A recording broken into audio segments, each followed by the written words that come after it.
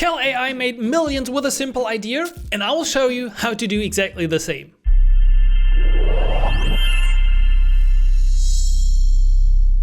Hey, what's up? Simon here from galaxies.dev. In this video, we're gonna get practical and build our own little Cal AI. So we will be able to take a picture, photo library, camera, get it to AI and get back an analysis of the nutrition of that food, whatever it is. It is a pizza or pasta or whatever it might be, because that really made Cal AI popular. All of this is in the code, and the code is linked in the description. So get it if you want to check it out and run it yourself with a simple Gemini API key. Now smash the like button and stay subscribed for more practical videos coming every week. And without further ado, let's have some fun with AI and dive right into it. All right, to set up our application, we can use bunx, we can use npx, doesn't really matter, but bun is usually faster. So I will do bunx create expo and I will call this Cal AI.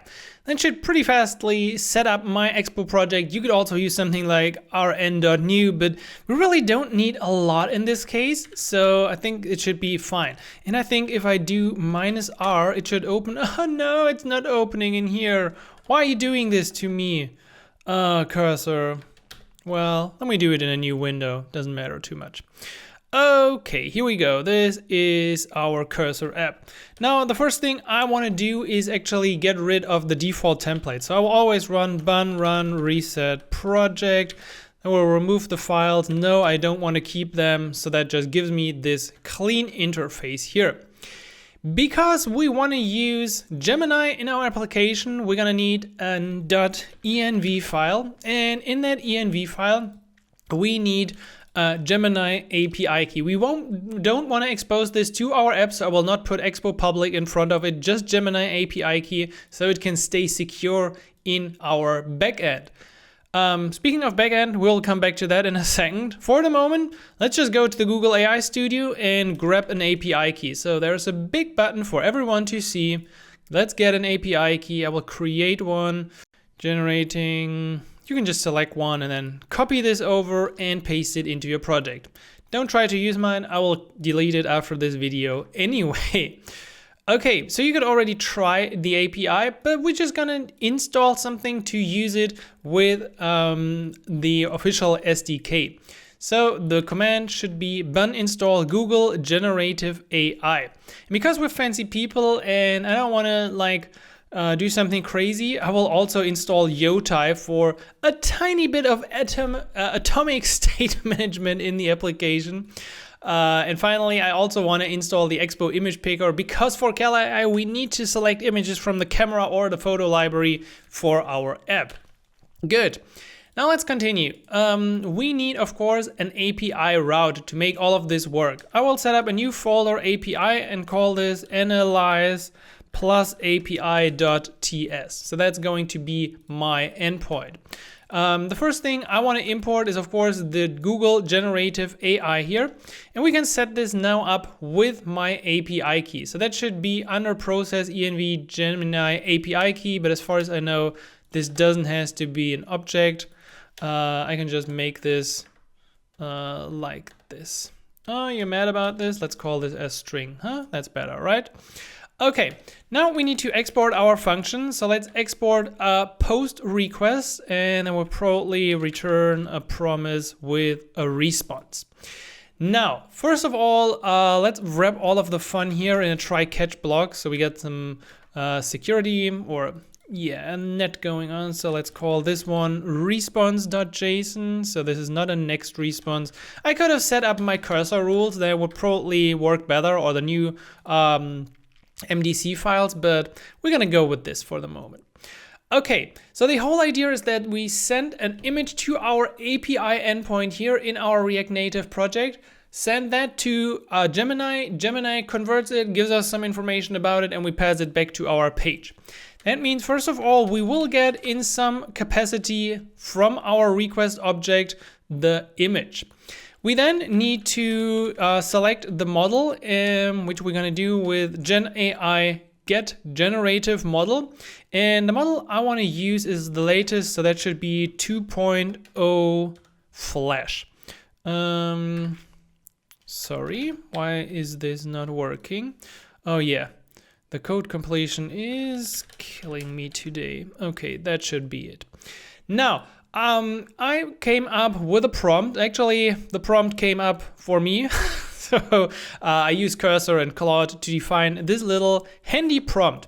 So this prompt exactly tells analyze this food image and provide detailed nutritional information in the JSON format. That was really important to me because I don't want a blurb of text when I'm working in an app. I want exactly this JSON kind of information for our application. Ensure the response is in valid JSON, exactly. Make sure to calculate both portion and 100 grams. And so that should usually give us all the required information.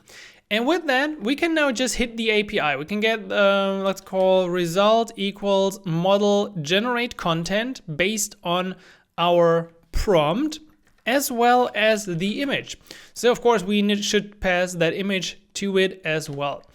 Then as a next step, we can get the response by calling await result.response. And finally, we should also convert that to text using response.text.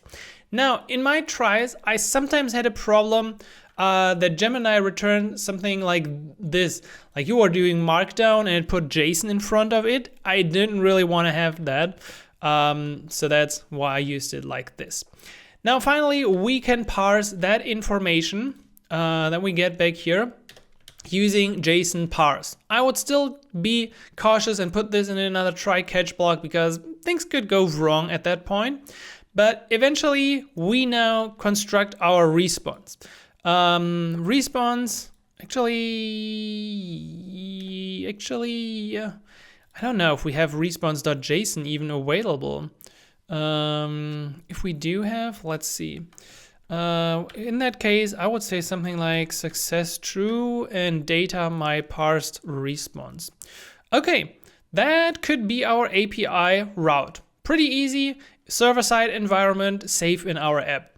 If you want to use this on a device later and not just with the Expo Go app, I recommend you go to your app.json and first you want to change the output here to server. That's usually required. And then for Expo Router, you can customize this entry. What you want to do in here is you want to make this an object and you want to put in the origin. Now, this is not the real URL. This should be later the URL to your hosted cloud function. So for example, you can use EAS hosting quite easily to host that API route, no problem at all. Okay, cool. We got all of that. Let's get into the actual app. So we're gonna have the index page that should just render like 2 buttons, and I wanna have a result page. So React Native functional export page that will display the result. Now in our layout, we can make a little change here. So I wanna actually include both of those pages in my stack. Right, for index, I don't need the header, that's cool. But for this one, I want to set the presentation to modal and then include a little close button as well, because otherwise we won't be able to leave that page. So let's do a header left. Yeah, we can just do a button close, or we can use I usually like to use a touchable opacity with an ionicon that always looks good. It's so easy, it's such a quick win. Let's just set it up like this. Cool, we can now already run our app, I think. So let's do Bunix Expo. That will bring up, yes, please. Oh yeah, I had this up and running before. I shouldn't do that. So here's our application, or here's my device. Oh, I don't want this in the background. That's annoying here. I will press I to open this up on iOS. Of course, you could also do Android. You can also use your device with a QR code. It doesn't really matter. Now, let's see. We can go to the index page. And first, let's try if our stuff actually works here. Let's bring in button, use router. And yeah, okay, routing works. Perfect. Now we just need the actual functionality here, right? So let's do const capture image That's going to be an async function. Now, the camera can either capture, or the image picker can either select an image from the photo library or from the camera. So I want to actually add 2 buttons for that. So let's bring in star as image picker, and then we can make a decision here. So let's say by default we have camera false, and I want to do something like this. So if camera is true, I want to call the request camera permission and then launch camera async, or otherwise launch image library async. So this is really the difference here. We could probably also do this in like a less lines, but I thought that would make it a bit easier. Now, if the result is not canceled, we can make our API call with the image that the user selected. By the way, I want to have a simple view, so let's do this here. Create a stylish view with 2 buttons to call our function. Yeah, I can do this myself, but I really like to pass this kind of super easy stuff to AI, then work on this myself. Okay, what we need at this point is a try-catch block. Okay, yeah, looks good. Thank you for adding this. So it already gives me some code completion. I don't know if this is going to work. Let's see. Do we want to have something like a loading state as well? Well, we don't really have to, right? So let's skip that. But I don't think we can do it like this. We need to be a bit more careful in what we do here. So to call our API route, I will do const response equals await fetch. The cool thing is, yeah, we can actually use the relative path. So the only thing I need here is API analyze. And this will even work in production. Even if you host this with EAS hosting, you can imagine that Expo Router under the hood replaces the origin for fetch with this. And then we have whatever.dev or whatever.expo EAS/API/analyze and would call your actual API route. No more like if is dev, then do this. Really, it's a quite easy setup here.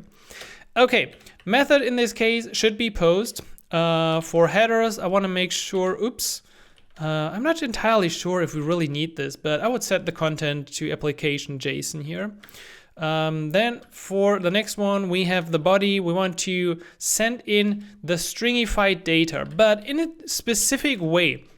So I want to call JSON stringify, and remember our API route expects, where is it? An image inside. So at the top level of this object, I want to have image. Now that image should also be passed easily to Google Gemini. And as far as I know from what I've seen here, if we generate content and the kind of data that we can pass, the generate content request, there's content included. And if you go into content, you're going to see it has multiple parts. And the parts can be a text part or an inline data part. And I think what we're doing here is we're going for an inline data part. And therefore, we will set this up accordingly in our index and say inline data. And that is going to be the result of our call. And it's going to be exactly data, result assets at index 0, base 64. And the MIME type will be set to image JPEG. So this should be the result from the API. Now to get the data, as always, we're going to do await response JSON, and then I will put out a little log. At this point, I think we're good for a test. Let's launch some DevTools. Here we go. Okay, where's my log? Oh yeah, here's the log. Let's close this. Let's pick an image from the gallery. I already added a couple of them. So we selected an image and eventually, yeah, nice. We get back success true and we get a complete food analysis back. Exactly in the JSON format that we specified for Gemini. Isn't that great? I love it. I really love it. So under food analysis is now my object. If you don't want to like blow through your credits while doing something, you could now easily put this in here, like response.json. So let's say this is my response. And this is pretty much what I want to pass to the next page. I only want to include also an image. That should be actually a base64 image. That should be simply my image. So as a result, we can have now a little fake button.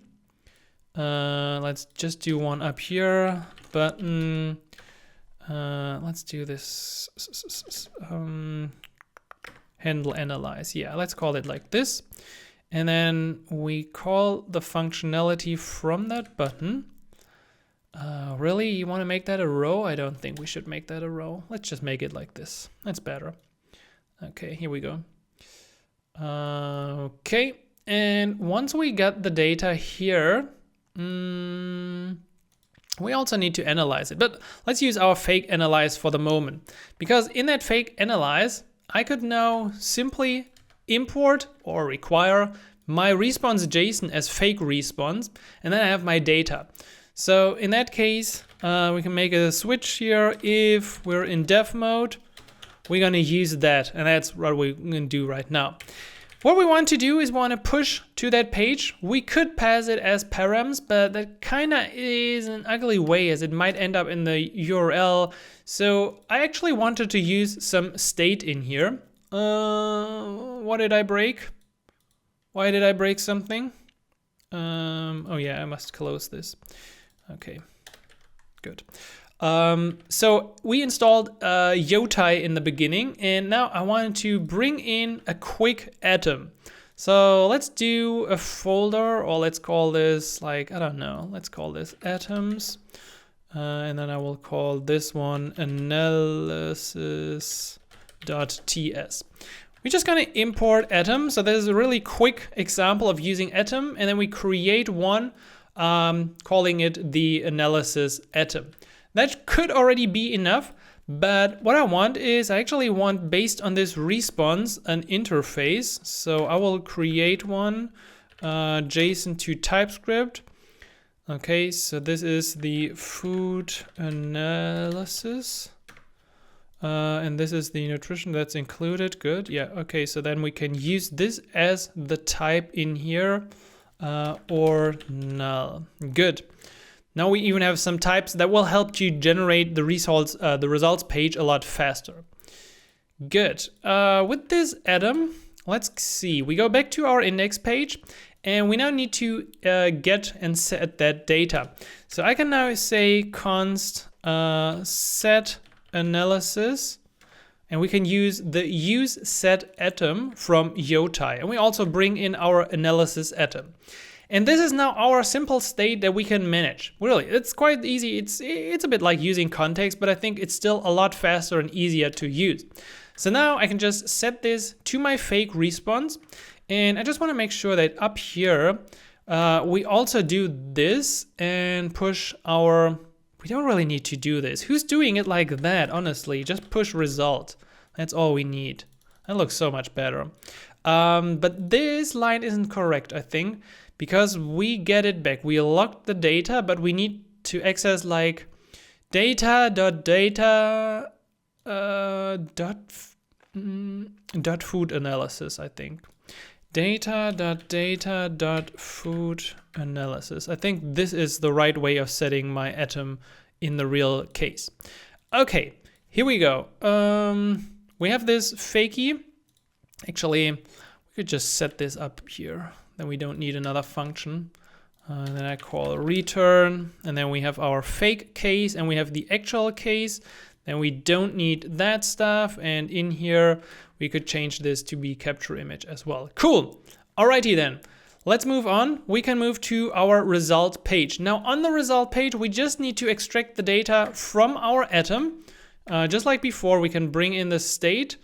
And yeah, let's just say we use identified food. So if I go to my details page now, using the fake data, we currently use the, we currently use our atom data, and that actually works pretty well, right? Now, this is one of those pages where I would say like, hey, please generate a decent looking page. So Let's say, what could we say here?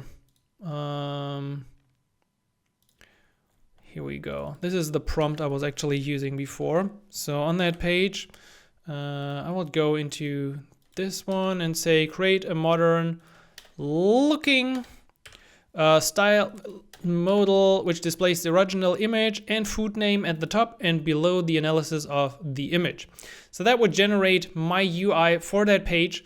And because we have the use analysis atom typed out correctly, and maybe even without that, it's pretty easy for Cursor to come up with like the right values to use and to display on that page. Did we also include like the image? Yeah, we included the image as a string, so I assume it should work. Let me check if we have an image atom. Yeah, I have. No, there's an image inside of this one. You just use that. Come on, that shouldn't be too hard for you, is it? Otherwise, we still got a little backup file here that I can bring in. But mostly, I think this should be absolutely fine. We can analyze. Do we already want to use a snap a new picture? Well, let's just wait a second until AI has finished our generation here.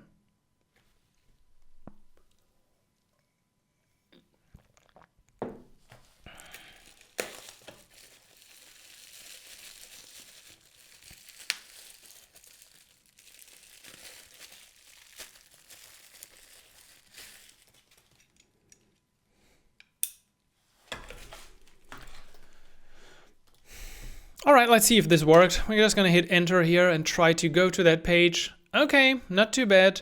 There's only no image included, but you can clearly see, and I will now move this here as we inspect the UI a bit closer, that we have the information and probably, that's a really good page. I'm really, like that looks really good. Only thing is that the header name here should be different. So I will call this title analyze. Okay, let's try and use some food again. It's always now using my fake. So let's go to index and out comment that. Okay, and now if I hit, I will remove this fake button and just pick from gallery. Okay, let's use the German currywurst. We could probably add a loading spinner because this always makes me wonder if it actually worked. Yeah, okay, good point. Good point. I wanted to include the image here. So let's call it like this, and then I will set the food analysis image equals to our image. Then we should have included it correctly, and we can change it to this. Anyway, this is a currywurst with French fries. I think that was correct. Let's try a döner. Do you know what a döner is? It's epic. It's one of the best foods. Okay. They actually recognized it as Döner Kebab, nice. But it's covering that page up there. Let's see, the title is covering the whole image. Please just put it below it. Okay, honestly, yeah, I can do all of that. I could probably just move the text here out of the blur view and just get rid of the blur view. But at this point, I just like to do it. I kind of like get used to not the real vibe coding, but just saying do it for me, and then the page looks correct. I could probably say the food name size is a bit big, so we could make this smaller. But as you can see, we have, I don't know, how long did this take us? I didn't watch. What is the time? It's like 20 minutes to build the feature of Cal AI.